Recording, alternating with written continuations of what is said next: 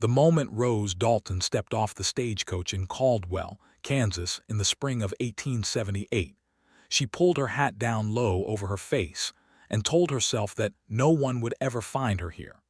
She had chosen the territory the way a drowning woman chooses a piece of driftwood, not because it was beautiful or welcoming or safe, but because it was the farthest thing from what she had left behind. She had come from St. Louis, from a life of silk curtains and silver candlesticks, and a man named Gerald Hart who owned half the waterfront and believed he owned her along with it. She had left in the dark of a Tuesday night with $42 sewn into the lining of her traveling coat, a small leather satchel that held her few remaining things, and the iron determination of a woman who had finally decided that surviving quietly was better than dying beautifully. Caldwell was a cattle town on the edge of the Cherokee Strip, rough and loud and smelling of horses and dust and wood smoke. The main street was wide enough for two wagons to pass each other with room to spare, and on either side of it stood buildings that were either freshly painted or falling down, with very little middle ground. There was a general store, a land office, a barbershop, a hotel with a tilting porch, two saloons, and a church that seemed to be trying very hard to make itself heard above the noise of everything else. Rose stood on the boardwalk outside the stage depot and took in the town with careful, watchful eyes. She was 26 years old, tall and lean, with dark red hair she kept pinned tightly under her hat, and she had learned in the past 2 years to make herself look like furniture, useful, plain, easily overlooked. She was good at it. She had practiced until it felt like second nature. She needed work. She needed a room. She needed to be invisible. She got 2 out of 3. The woman at the hotel, a stout and sharp-eyed widow named Mrs. Clara Beecham, offered her a room in the back for $2 a week on the condition that Rose helped with the cooking and the laundry. Rose accepted without hesitation. The room was small and smelled of pine soap and old curtains, and the window looked out on a narrow alley, and it was absolutely perfect. She did not tell Mrs. Beecham her full name. She told her she was Rose Calloway, a widow herself, come west looking for a fresh start. Mrs.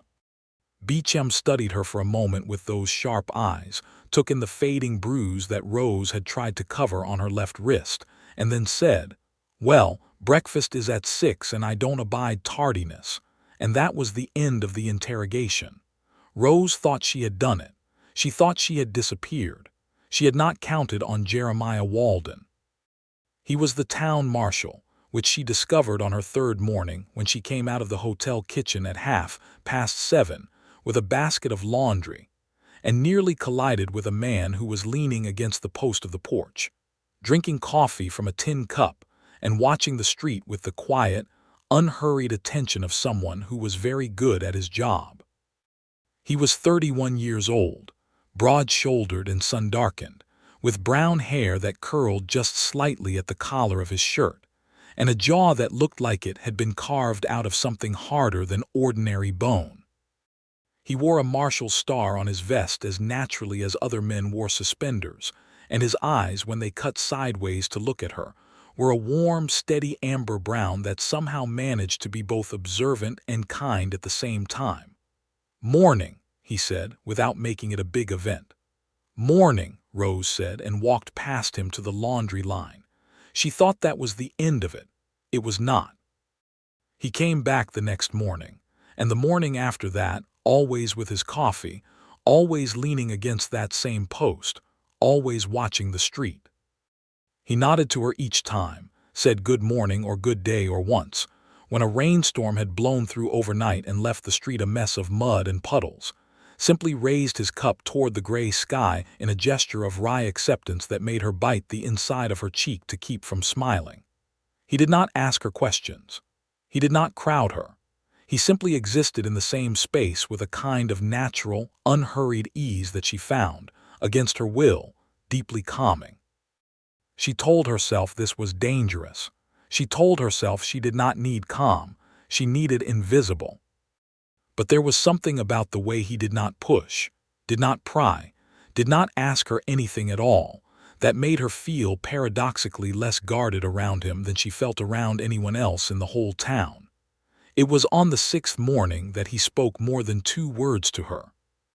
She had come out with the laundry basket and found a stray dog sitting squarely in the middle of the alley, a large, brown, foolish-looking hound with one ear that stood up and one that drooped down, staring at her laundry basket with an expression of deep personal conviction that whatever was in it belonged to him. Rose stopped. The dog did not move. They regarded each other with equal suspicion. "That's Copperfield," Jeremiah said from his post. "He belongs to no one and everyone. He mostly lives behind the saloon, but he has opinions about laundry." "What kind of opinions?" Rose asked before she could stop herself. "He believes all clean laundry should be tested by sitting on," Jeremiah said perfectly seriously. Rose looked at the dog. The dog wagged his tail once hopefully. Rose looked back at Jeremiah.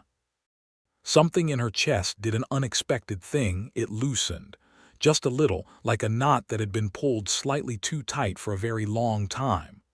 "Well, he's not sitting on Mrs. Beecham's tablecloths," she said. "I'll have a word with him," Jeremiah said. He made no move to do so, and the dog eventually wandered away on business of his own, and Rose went about hanging the laundry, and neither of them said anything more, but she was smiling by the time she went back inside. She did not notice until later that she had been. The weeks settled into a rhythm. Rose learned the town the way she had learned every new thing in the past 2 years, carefully, systematically, always with one eye on the exits. Caldwell in the spring of 1878 was a town with an appetite for itself, booming with cattle traffic up from Texas, loud with the voices of drovers and merchants and land speculators, and the particular kind of optimism that the frontier generated in people who had not yet been disappointed by it. Rose worked hard, kept her head down, and asked nothing of anyone. She helped Mrs. Beecham with the hotel meals and became, quietly, competent enough in the kitchen that Mrs. Beecham started paying her a small additional wage in cash, which Rose saved with the discipline of someone who understood exactly what it meant to have nothing. She mended guests' clothes when they needed it, which was often, because men in cattle country were hard on their clothing. She read by candlelight in the evenings when the work was done, novels and newspapers, and whatever she could get her hands on from the small shelf of books in the hotel parlor. She kept herself busy. She kept herself distant. The only exception was the morning coffee post. It became, without either of them formally deciding anything, a small and regular institution. Jeremiah Walden was reliably present most mornings between 7:30 and 8, and Rose was reliably present doing the laundry in the same window of time, and they exchanged the small, light words of 2 people who are carefully not talking about anything important and both know it. He told her about the town, who the decent people were, which of the saloons started trouble, and which mostly left it alone, the cattle drive schedules that would bring waves of Texas drovers through over the coming months. He told her about the weather patterns, and the way the prairie looked in summer when the grass went to seed and caught the evening light. He talked about ordinary things in a quiet, thoughtful voice, as if the world were mostly a reasonable place, which was an idea Rose had largely given up on and found herself drawn to nonetheless. She told him very little in return, and he never pushed. He accepted whatever she offered, a comment about the weather, an observation about one of the hotel guests, a question about some aspect of the town she was genuinely curious about, with the same easy, unhurried attention he gave to everything, and asked nothing she had not already opened the door to. She found herself looking forward to those mornings with a warmth she did not quite know how to account for. She filed it under the heading of harmless and tried not to think too much about it. The first real trouble came at the end of April. A man rode into Caldwell on a gray horse, which would not have been remarkable except that Rose saw him from the window of the hotel kitchen and felt the blood drain out of her face to somewhere around her feet. He was not Gerald Hart himself. Gerald Hart was too careful for that, but she recognized the man instantly. His name was Porter Sims, and he was one of the men Gerald sent when he wanted someone found. She had seen him twice before, both times in circumstances that had ended badly for the person being found. She stepped back from the window before he could see her.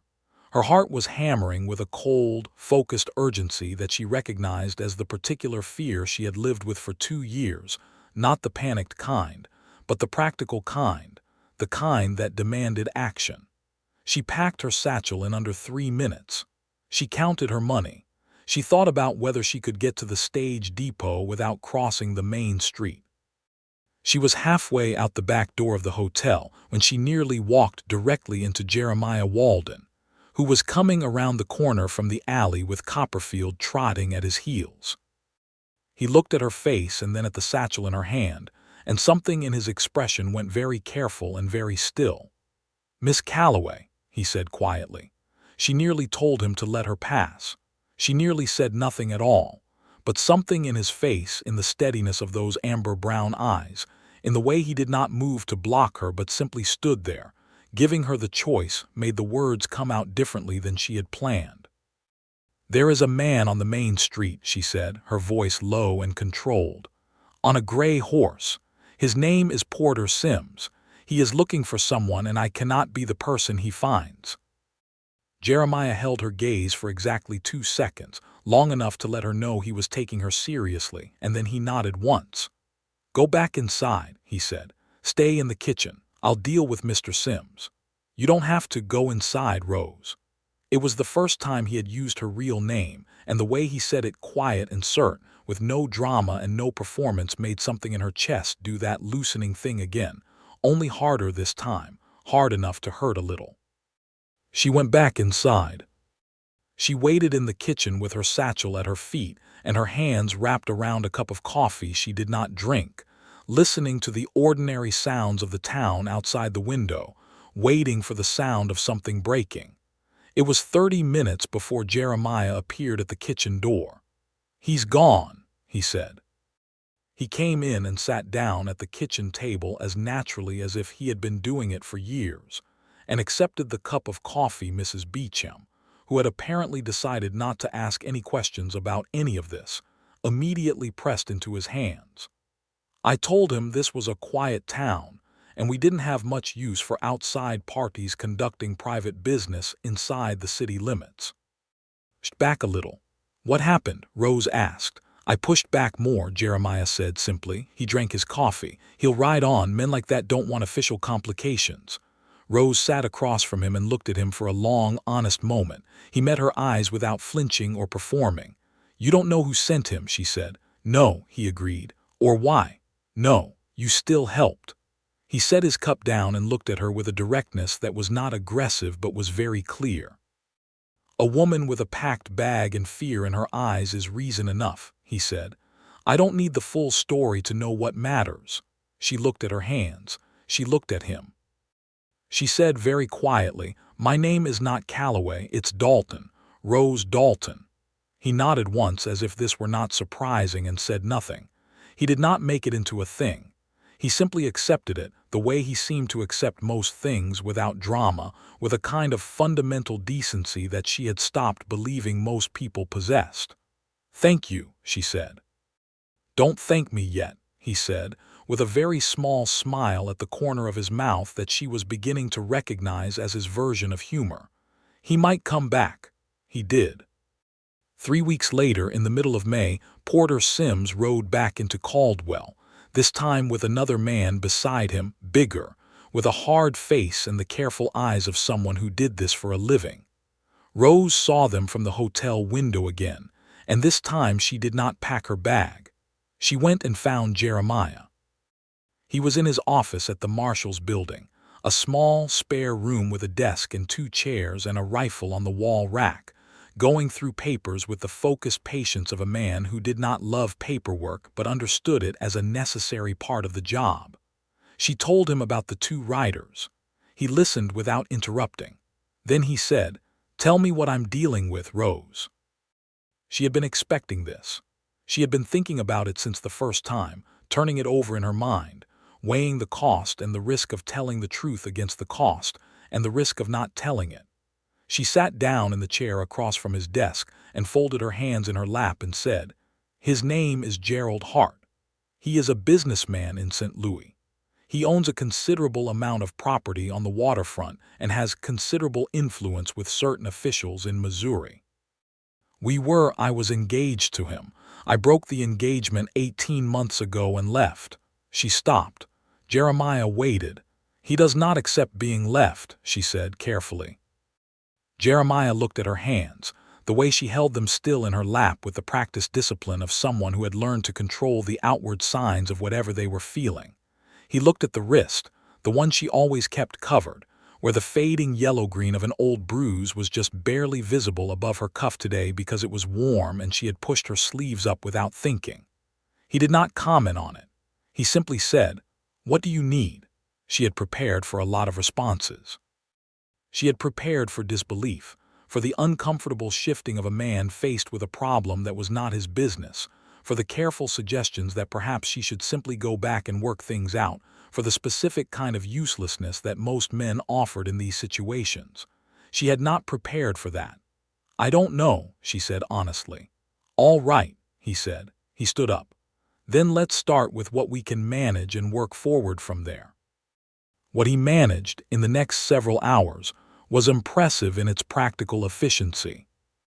He visited both the men Sims had brought with him, identified their legal status in the territory, made it clearly and unambiguously known to them that Kansas was a state with laws, and those laws applied to outside parties conducting what he described as irregular business activities within his jurisdiction, and arranged, through a combination of legal authority and the specific kind of personal authority that comes from being a man who is clearly prepared to use it if necessary. For their departure before sunset, he also sent a telegraph to the county sheriff in Wichita and to the U.S. Marshal's office in Topeka, noting that a St.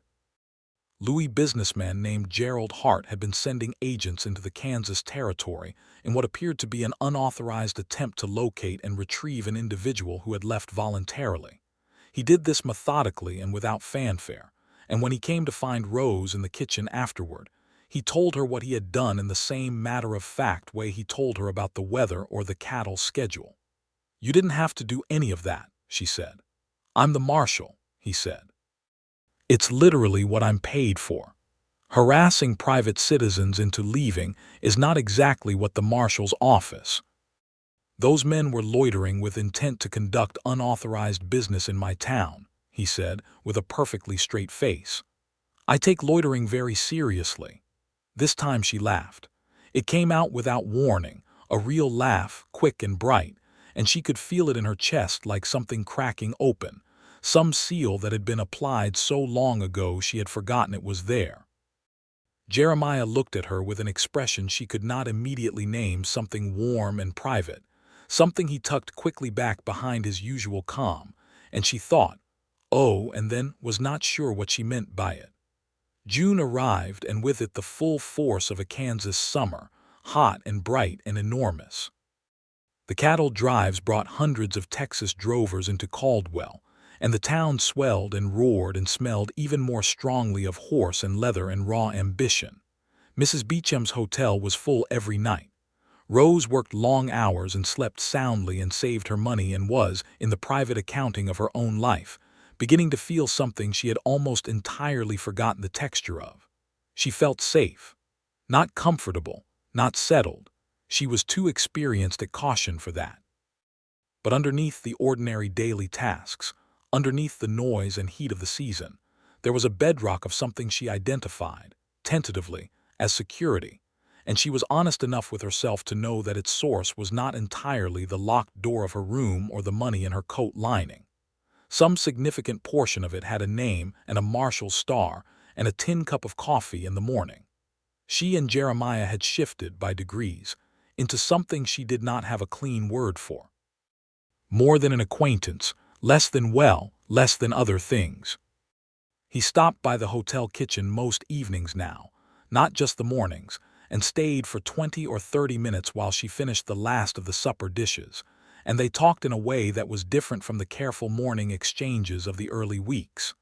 Deeper, more honest, more personal. He told her about where he came from, Missouri, originally, which made her look at him sharply for a moment before she registered that Missouri was a very large state. He had grown up on a farm outside of Independence, one of 4 brothers, parents who were decent and hardworking, and who had both died of cholera when he was 19. He had drifted west after that, worked cattle for a few years, drifted into law work by accident and then by choice, settled in Caldwell 3 years ago when the position opened up and something about the wide, loud, difficult town had appealed to him. Why? She asked. He thought about it for a moment, and she liked that about him, that he actually thought before he spoke, that he did not reach for the nearest easy answer. It needed tending, he said finally. Most of what I've been drawn to, it's things that need tending. A town, a piece of land, he stopped. A what? She asked. He looked at her. Things worth the effort, he said, and there was something in the way he said it, something quiet and careful that made the back of her neck warm. She told him things in return. Not the full story, she was not ready for the full story, but pieces of it. That she had grown up in Cincinnati, the youngest of 3 daughters, that her father had been a bookkeeper with an orderly mind and a love of history, that she had inherited the first and fed the second with every book she could get her hands on.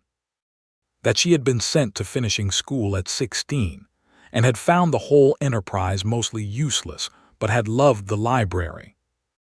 That she had met Gerald Hart at 23 at a social function, and had thought in the first months that his force of personality was confidence rather than what it actually was.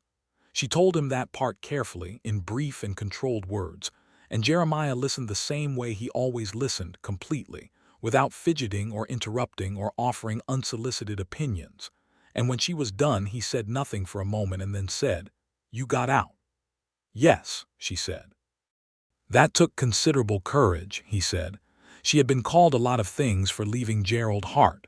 Foolish, ungrateful, hysterical. She had never been called courageous. The word landed somewhere in her chest and stayed there. Or just enough desperation, she said, deflecting. Sometimes those are the same thing, he said. The 4th of July brought a town celebration, music in the street, a dance in front of the general store, somebody's homemade fireworks that were more dramatic in intent than in execution. Rose had been intending to stay inside, but Mrs. Beecham said, in the tone she used when statements were actually mandates, that she had worked hard enough and the evening was fine and she was going to go out and enjoy it.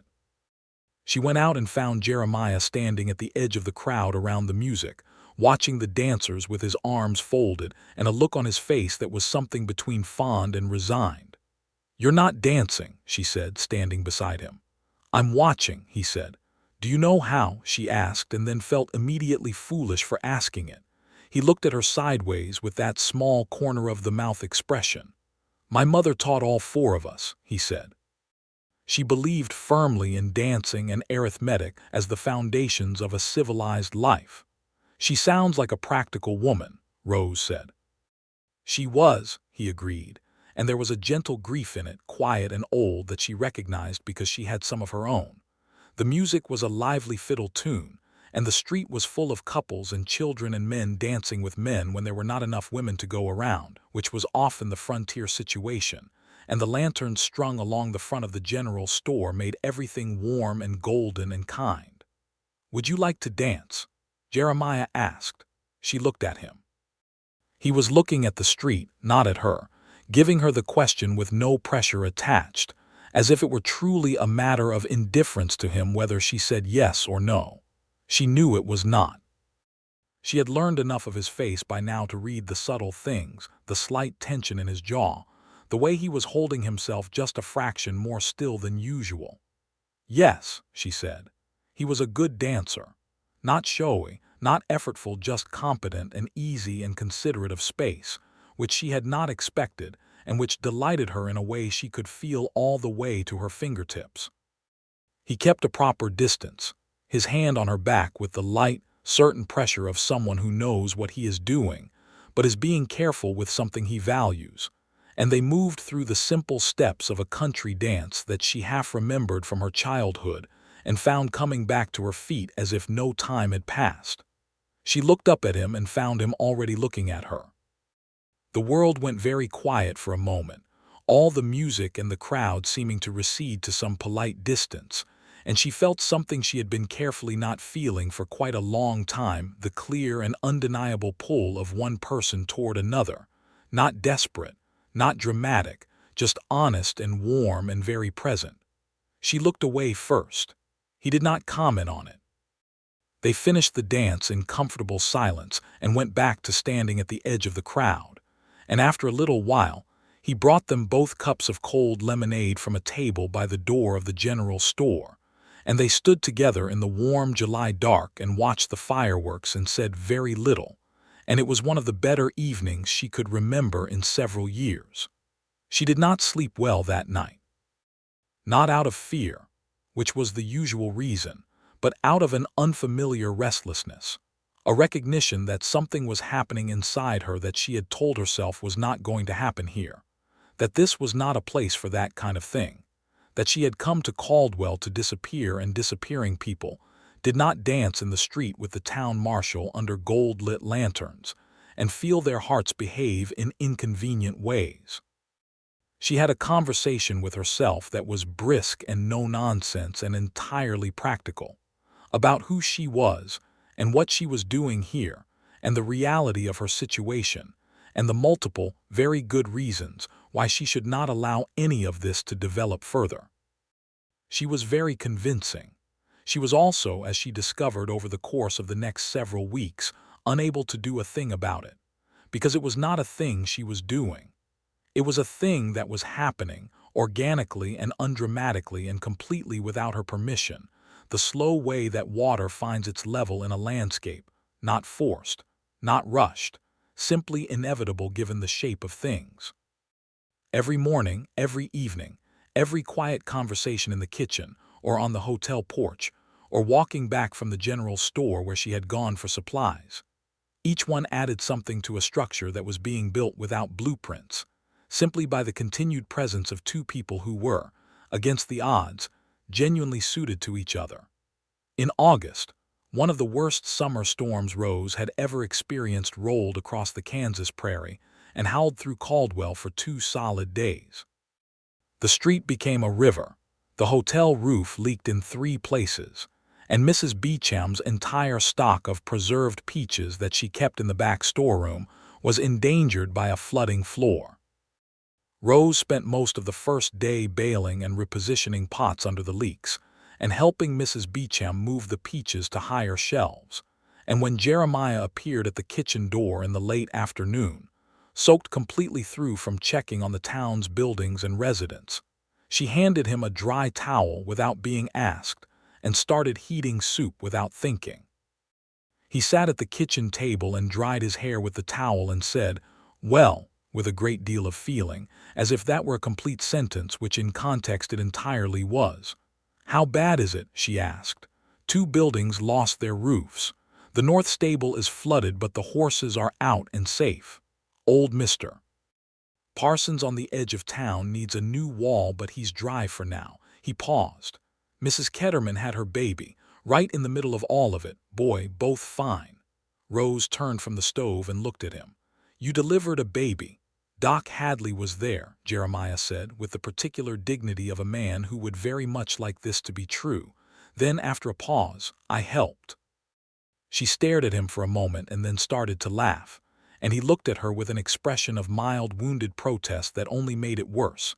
And then he laughed too, which was a thing she had not heard before, a real laugh, warm and unreserved, nothing like his usual composed quietness, and it was so unexpectedly wonderful that she had to look away and concentrate hard on the soup. They ate together in the kitchen that evening, the storm hammering the windows, Mrs. Beecham having retired early with a headache, and they talked for 3 hours straight without noticing the time passing, about everything and nothing, about books she had read and places he had been, about the nature of the law and its imperfections, and how you did the job anyway because someone had to, about what she had wanted to be when she was 10 years old and very certain about everything. "I wanted to be a naturalist," she said. I wanted to study plants and write books about them. You still could, he said. I'm 26 and working in a hotel kitchen, she said. So, he said, you're reading everything you can get your hands on. You know the name of every wildflower that grows along the creek.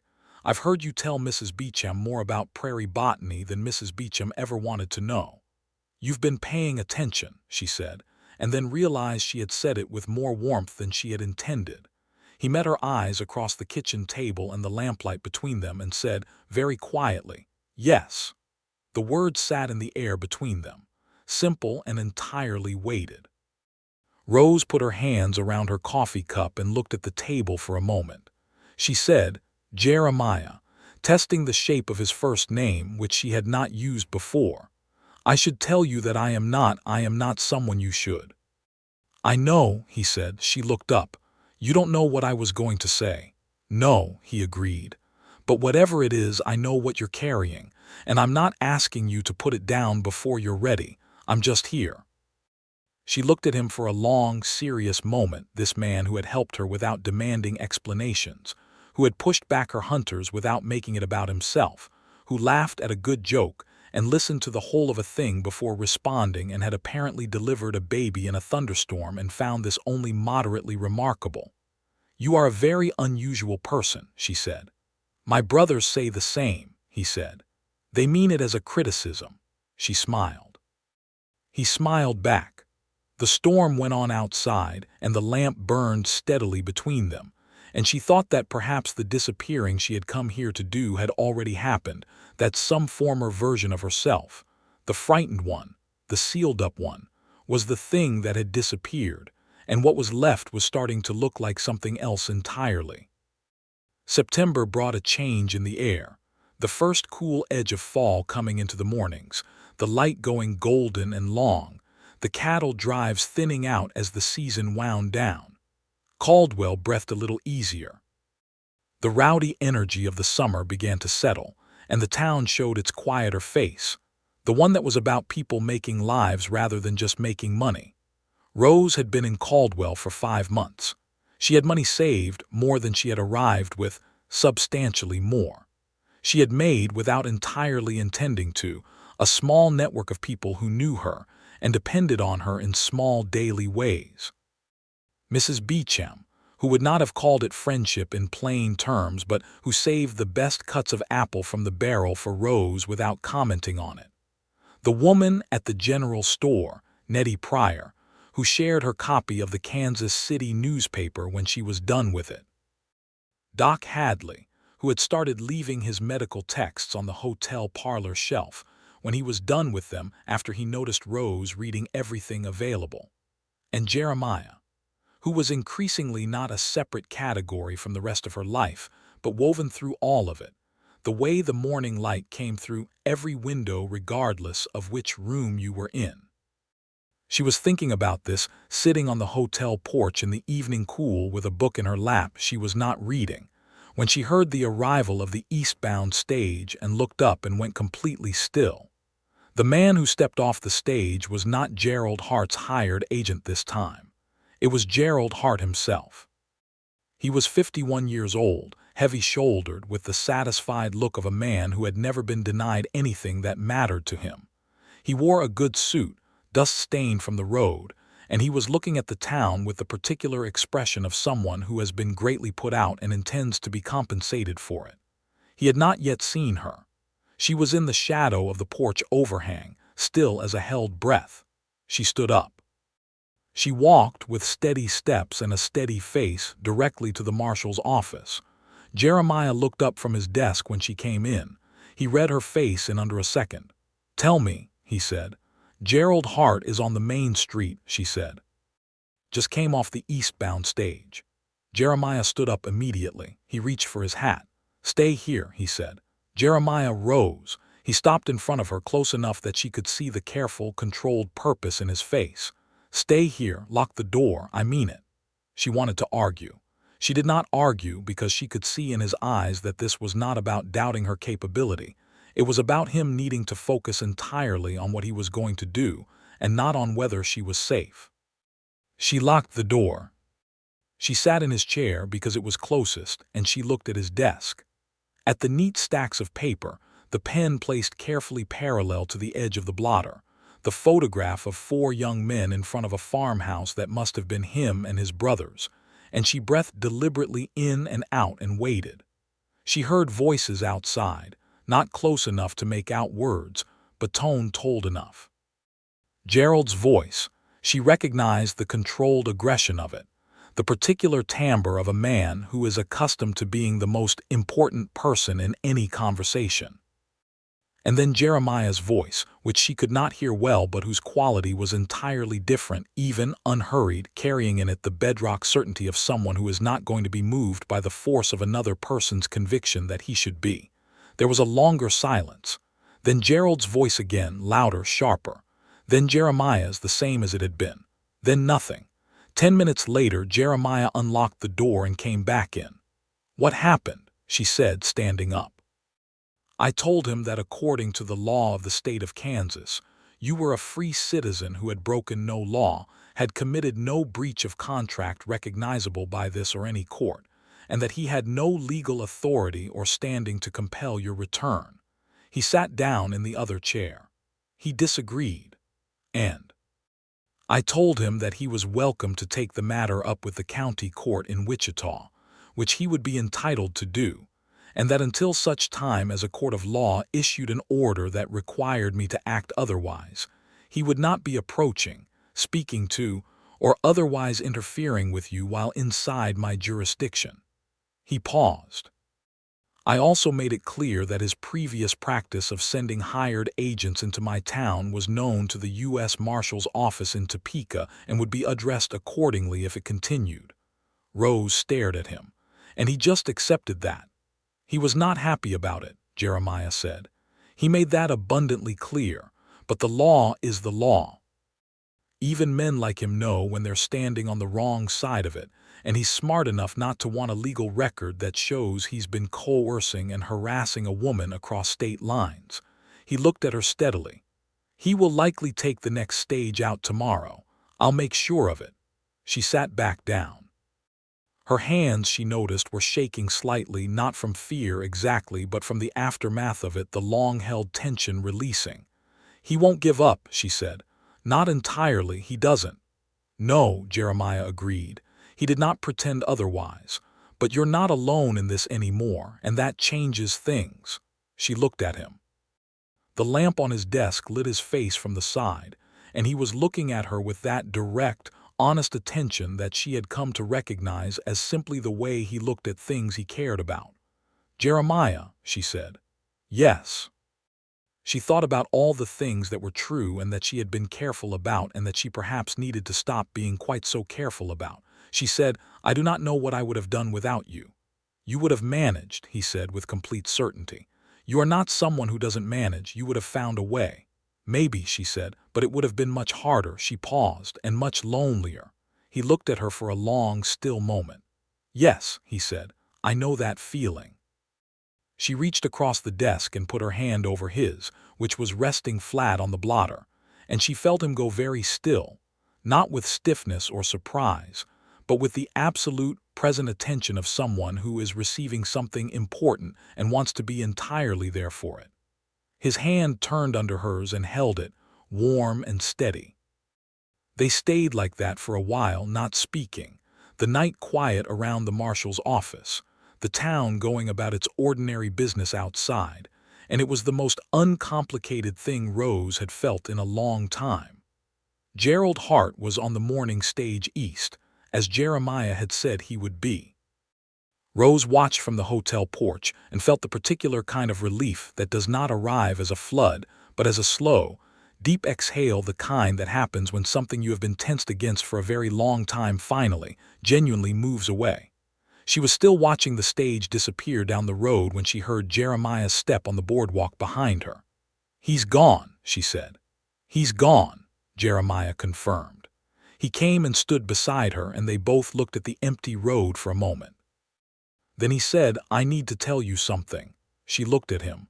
"I wrote to a contact I have in St. Louis," he said. "A man I worked with before who knows people in the legal community there. I told him about your situation.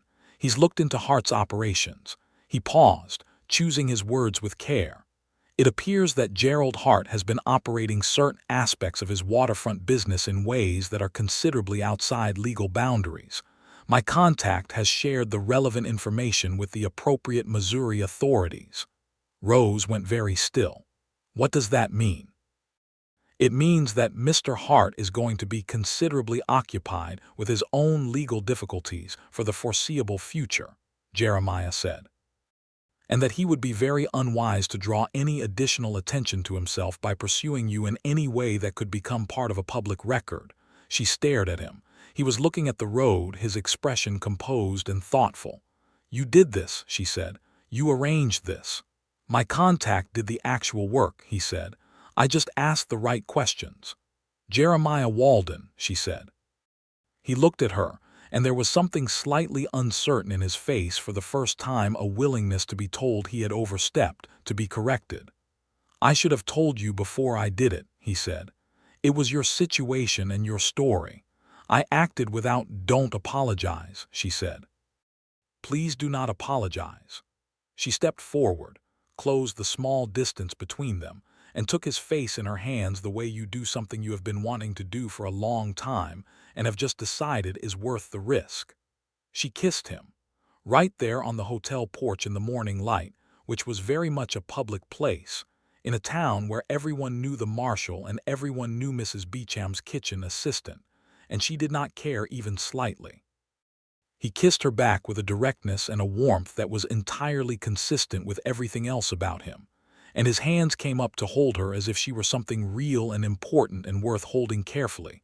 And when they stepped back from each other, the look on his face was one she thought she would remember for a very long time, that unguarded, private expression, like sunlight coming through a break in the clouds. "I was not expecting that," he said. "Neither was I," she said honestly. "All right," he said, with that small, real smile. "All right." October came in with a riot of golden light across the prairie and a smell in the air like the earth getting ready to sleep. The cottonwoods along the creek went yellow, and the grass went rust-colored, and the sky was the particular sharp, clean blue that only Kansas in the fall could produce. Rose thought it was the most beautiful landscape she had ever seen, which surprised her because she had not expected to feel anything about it except the same cautious appreciation she felt about everything that was not yet entirely hers. Things were different now. She was not hiding from herself anymore about what was happening between her and Jeremiah, and not hiding it from the town either, though the town had mostly reached its own conclusions some time ago. Mrs. Beecham had made a comment in mid-September, while Rose was helping with the baking, to the effect that Jeremiah Walden was a good man and had been lonely since he came to Caldwell, and that in her opinion, lonely good men and capable women of good sense were a natural pairing, and then had handed Rose a rolling pin and suggested she make herself useful. Rose had found this to be the kindest and most practical marriage encouragement she had ever received, and had thought about it more than once since. Jeremiah courted her in the fashion of a man who had thought about it carefully and decided to be honest rather than performative about it. He brought her things she actually wanted: a plant identification book he had ordered specially through the general store, which caused her to look at him with a gratitude so genuine it seemed to momentarily overwhelm him. He took her riding on Sunday afternoons when the weather held, out onto the open prairie where the wind came across the grass in long, visible waves, and the world felt large enough to contain everything and leave room for more. He talked to her the way he always had, as a person of full intelligence and self-determination, and he listened the way he always had, all the way to the end of a thought, and he continued to be, in the daily texture of life, the most consistently decent person she had ever been closely acquainted with. She fell in love with him in the way that made the most sense given who she was, not in a sudden storm, but in the accumulation of 1,000 ordinary moments, each one adding its weight to a structure that one day she turned and looked at and understood had become entirely load-bearing. She said it to him in the kitchen, of all places, on a Thursday evening in early October, while she was drying dishes and he was leaning against the doorframe with his coffee. And she said it not because she had planned to, but because it was there and true, and the keeping of it felt more effortful than the saying. "I love you," she said. She kept drying the dish she was holding. "I wanted you to know that." He set his coffee cup down on the nearest surface very carefully, as if he was being precise about where he put it so that it would not fall over. "Rose," he said. "You don't have to," she started. "I love you," he said. "I have loved you since approximately the third morning I saw you march past me with a laundry basket and tell a dog to mind his business." He paused. "I didn't say it because I didn't want to rush you." She looked at him. He looked at her. "Copperfield would be offended to hear you characterize it that way," she said. "Copperfield has no dignity," Jeremiah said. "He sits on clean laundry." She laughed, and he crossed the kitchen in 3 steps and kissed her, properly and thoroughly. And she held on to his shirt with both hands because it was that or lose her footing entirely. And when it was over, she pressed her forehead to his shoulder for a moment, and breathed in the smell of him, cotton and leather, and the clean outdoor smell of a man who lived on the open prairie, and thought that she had come to Caldwell to disappear and had instead, somehow, been found. By November, everyone in Caldwell knew, and no one seemed surprised, and Copperfield had taken to sleeping on the hotel porch as if he had decided the whole situation was his personal doing, and he was satisfied with it. Jeremiah asked her to marry him on a Saturday afternoon, out on the prairie where they rode, at the top of a small rise where you could see for what felt like 50 miles in every direction, the winter-yellow grass stretching away beneath that enormous Kansas sky. He did not get down on one knee, which was impractical on horseback, but he said it directly and clearly and with his whole face open and certain, and he said, "I want to build a life with you. A real one, not just whatever pieces are left over from what other people have done to us. A whole life, the kind that grows. I want that with you, Rose Dalton, if you'll have me." She looked at the sky, which was that extraordinary blue, and the grass, and the man on the horse beside her with his whole earnest heart in his face, and said, "Yes, Jeremiah, I will have you." He reached across and took her hand, and they sat up there on that small rise for a while, holding hands with the prairie wind in their faces, and it was one of the best moments of Rose Dalton's life. They were married in December, in the little Caldwell church that had been trying so hard to make itself heard above the noise of everything else, on a clear, cold day with a light snow coming down, and the whole congregation of the town, which was not a small number, because Jeremiah was the marshal and Mrs. Beecham was a woman of considerable social influence, present and opinionated and generous. Mrs. Beecham cried, which she would later deny. Doc Hadley served as Jeremiah's witness. Nettie Pryor from the general store had put flowers dried from the summer, gold and rust-colored, all along the church windowsills. Rose wore a dress of deep green wool that she and Mrs. Beecham had made together over the past month, working evenings, and her dark red hair was down for the first time in the months she had been in Caldwell, coiled simply at the base of her neck with 2 of Mrs. Beecham's pearl pins. And Jeremiah, when she walked down that short aisle toward him, looked at her as if he had been given something that had previously existed only in the category of things too good to expect. She said the words clearly and meant every one of them. He said them back the same way. Outside, a light snow was covering the prairie in white, and the world was very quiet and very clean, and when they walked out of the church together, hand in hand, Copperfield was sitting on the step waiting for them, tail wagging, and the whole gathered town cheered and called out, and Rose looked at all of it, the snow, the people, the loud and imperfect and alive little town, the man beside her with her hand in his, and felt, for the first time in a very long time, completely without the weight of looking over her shoulder, she was home. They moved into Jeremiah's house, which was a 2-room building behind the marshal's office that was tidy and sparse, and clearly the home of a man who had been furnishing it only for himself.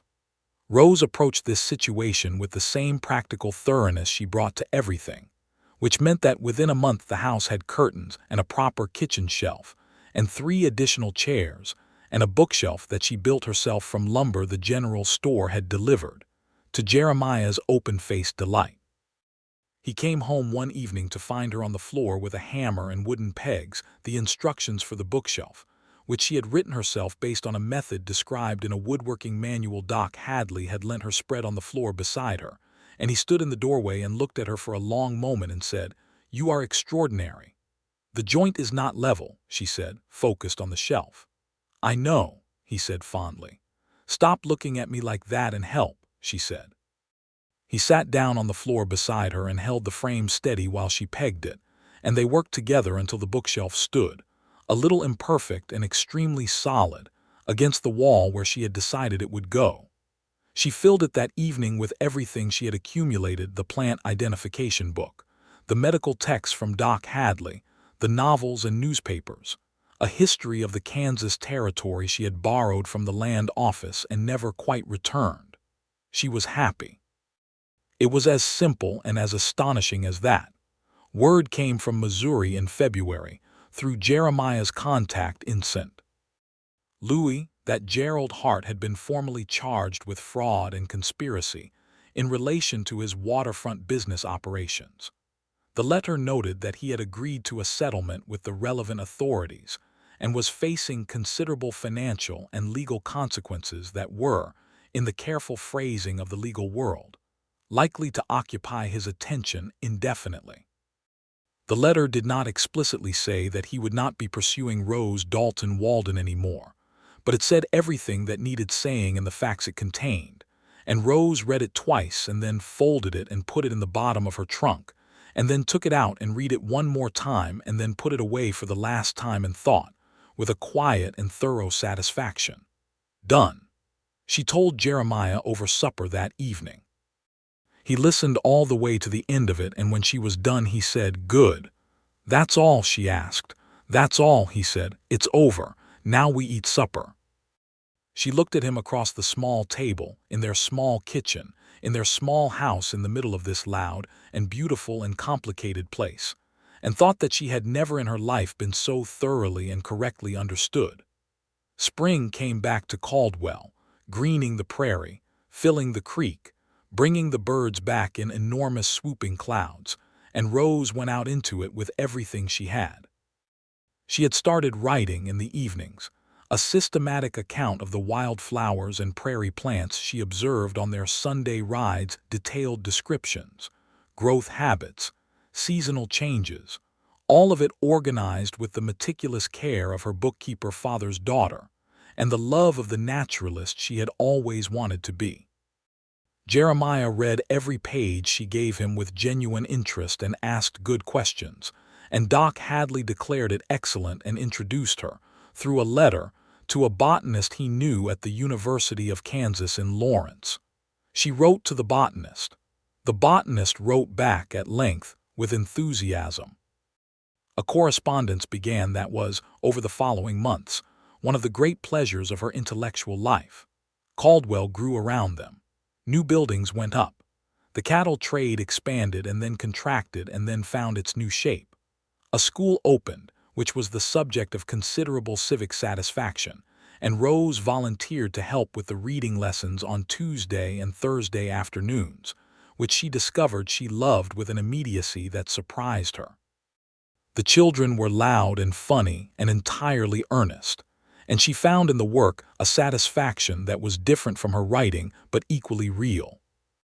In May, she told Jeremiah on a Sunday morning while they were drinking coffee on the front step of the house in the early light that she was expecting a baby. She said it simply, watching his face. He went very still for a moment, the way he went still when he was receiving something important, and then he turned to look at her with an expression so undefended and so full that she felt it like sunlight. "Rose," he said. "In October, I think," she said. "Or November." He put his arm around her carefully, and she leaned into his shoulder, and they sat on the step while the morning light spread across the prairie, and he said into her hair, "We are going to need a bigger bookshelf." She laughed, and he kissed the top of her head, and Copperfield came around the corner and sat down at their feet and wagged his tail, having decided as usual that whatever was happening was his personal contribution. The summer was busy and beautiful and long, and Rose continued her writing and her teaching and her daily life with the energy of someone who is living in a way that fits, and Jeremiah tended his town with the same patient, thorough care he brought to everything. And in September he started adding a room to the house, working evenings and Sundays with the help of 2 men from town who were good with timber, because they were going to need the space. He was proud of it. She could see it in the way he worked, not showing off, but genuinely pleased, the specific satisfaction of building something with your hands for people you love. She brought him water and sat on the unfinished lumber sometimes in the late afternoon and watched him work, and thought that she had absolutely no remaining interest in disappearing. Their son was born in November, on a night of deep cold and clear stars, with Doc Hadley present and Mrs. Beecham, who had decided she was going to be present regardless of anyone's opinion on the matter. He came into the world with a great deal of energy and personal conviction, and Rose held him in the lamplight and felt something so immense and so immediate that no word she had ever read quite covered it. Jeremiah held him next, standing beside the bed, and the look on his face was something she would carry in her heart for the rest of her life. That man, so careful and steady, entirely undone in the best possible way, looking at this small, loud, determined new person with a wonder that was as genuine as anything she had ever seen. "What do we call him?" he said. "Henry," she said. She had been thinking about it for months. "Henry James Walden." "After your father," Jeremiah said, who knew her father had been named James. "Yes," she said. He looked at the baby. "Henry James Walden," he said. "Welcome to Kansas." Henry James Walden was a cheerful and vigorous child who from the very beginning had opinions about everything and was entirely willing to share them. He had his mother's red hair, which appeared early and emphatically, and his father's amber-brown eyes, and he was adored by the entire population of Caldwell in the way that children are when the community has watched the love story that made them. Mrs. Beecham knitted him 4 separate blankets over the course of his first year, which was 2 more than any reasonable infant required, and she and Rose both knew this and said nothing about it.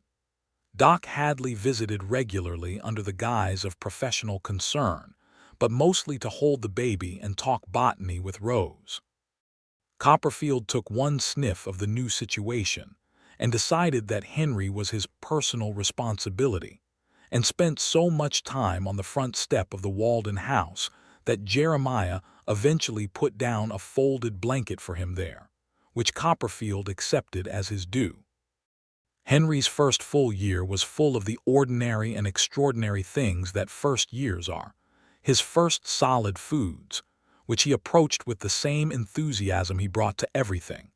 His first steps across the kitchen floor, which he took toward his father and which made Jeremiah go down on one knee and open his arms, and say his son's name in a voice that Rose would remember always.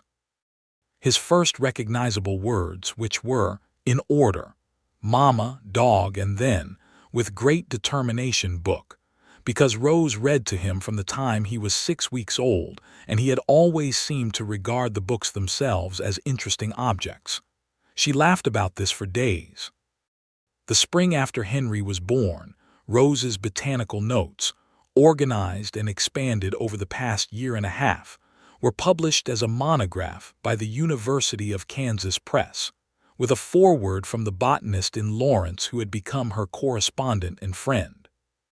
It was a slim volume, precisely documented, called Prairie Flora of the Southern Kansas Territory, Observations and Field Notes, and it had her name on the cover, Rose Dalton Walden, and she held the first copy Jeremiah brought from the telegraph office when the advance copies arrived, and she looked at her name there, her real full name on the cover of a book, and felt something complete. "Dalton Walden," Jeremiah said. Watching her face, "I like how it sounds. I like keeping both," she said, "my father's name and yours. "It's yours," he said, "all of it." She looked up at him. "You are a very good man, Jeremiah Walden." "You mentioned that once," he said. "I've been trying to live up to it." "You don't have to try," she said.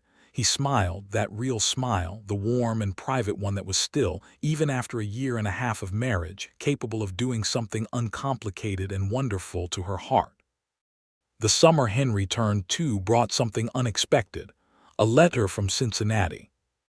It was from Rose's older sister, Margaret, who had found her through the publication of the botanical monograph, had seen the name in a library copy of a botanical society newsletter, and recognized it and written, with the tentative care of someone who did not know what reception she would receive, to say that she missed her, that she had not known the full truth of what had happened with Gerald Hart until long after Rose had gone, that their middle sister Catherine sent her love, and that if Rose was willing, she would very much like to correspond. Rose sat with the letter for 2 days before she answered it. She talked to Jeremiah about it, all of it, the complicated history, the way she had left without telling her family, the guilt she had carried about that, and the reasons she had done it. He listened all the way through, as he always did. "What do you want?" he said when she was done. "I want my sister back," she said, "both of them, if they're willing." "Then write to them," he said. "It won't be simple," she said. "No," he agreed. "But you are very good at things that aren't simple." She wrote to Margaret that evening, and to Catherine the next day, long, honest letters that told the truth without apology and offered the kind of reopening that required acceptance from both sides to work. Margaret wrote back within 2 weeks. Catherine wrote back 3 days after that. The letters were warm and careful, and a little raw and entirely genuine, and over the following months a correspondence developed that slowly, steadily rebuilt something Rose had thought she had left for good. By the following spring, she had tentatively suggested that Margaret, who had written longingly about the wide, open country Rose described in her letters, might consider making the journey west to visit. Margaret's response was immediate and enthusiastic, and contained a plan that was already half-formed. And in June of that year, Margaret Dalton arrived in Caldwell on the eastbound stage looking overwhelmed and delighted in equal measure. She was 32, taller than Rose, with the same dark red hair and their father's direct gaze, and she stepped off that stage and looked at her sister for a moment, and then pulled her into a hug that said everything the letters had been building toward. Rose held her sister and felt, in the simple fact of that physical presence, a completion of something she had not known was still unfinished. Jeremiah met Margaret with warm, straightforward courtesy and shook her hand, and said he had heard a great deal about her and was glad she had come. And Margaret looked at him very carefully for about 30 seconds, and then looked at Rose with an expression that communicated her thorough approval, and the fact that she was not going to mention it in front of him, which Rose appreciated.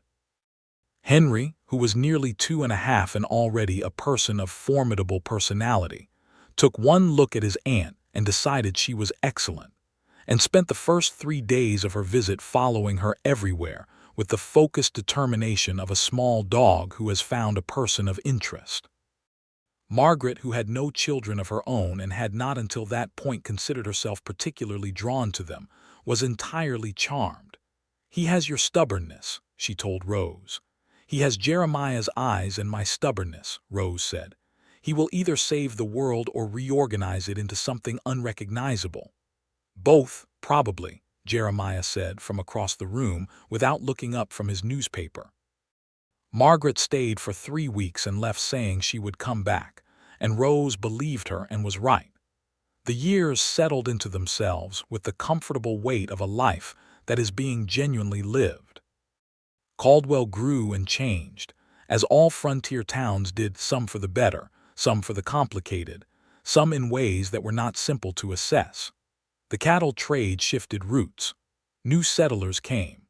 The town built a proper schoolhouse, and Rose became one of its regular teachers, and the botanical work continued to grow, a second monograph, more correspondence, eventually a connection with a natural history society in Chicago that published her work in their quarterly journal.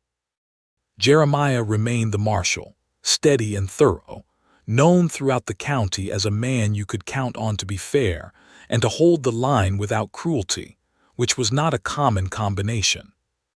He was offered the county sheriff position twice and declined both times, because he had decided Caldwell was where he wanted to be and the county could find someone else for the larger office. He was good at knowing what he wanted, which had always been one of the things Rose loved most about him.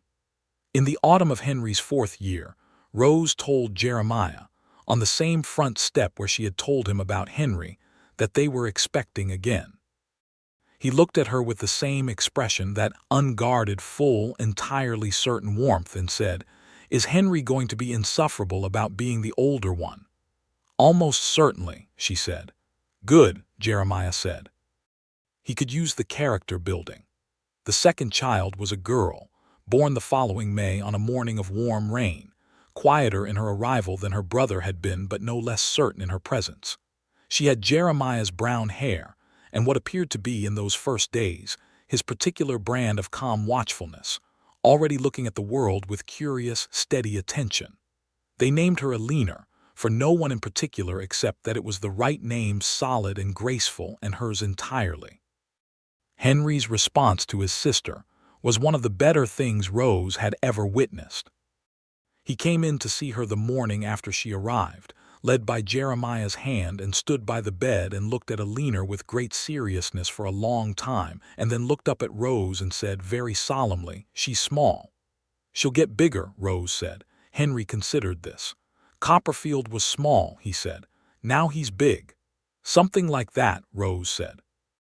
Henry accepted this and reached out one careful finger to touch Alina's hand, which Alina, with the reflex of the newborn, immediately grasped, and Henry's face did something extraordinary, opened wide with surprise and then delight, and he looked up at his father and said, "She held my finger, Papa."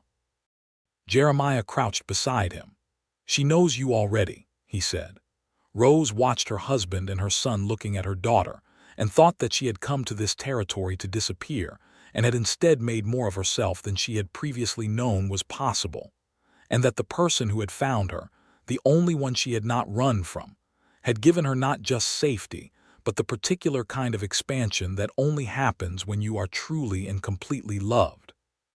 The years that followed were full in the way that good years are, not without difficulty, because the frontier was never without difficulty, but the kind of full that includes both the hard things and the beautiful things, and holds them together without pretending either is absent.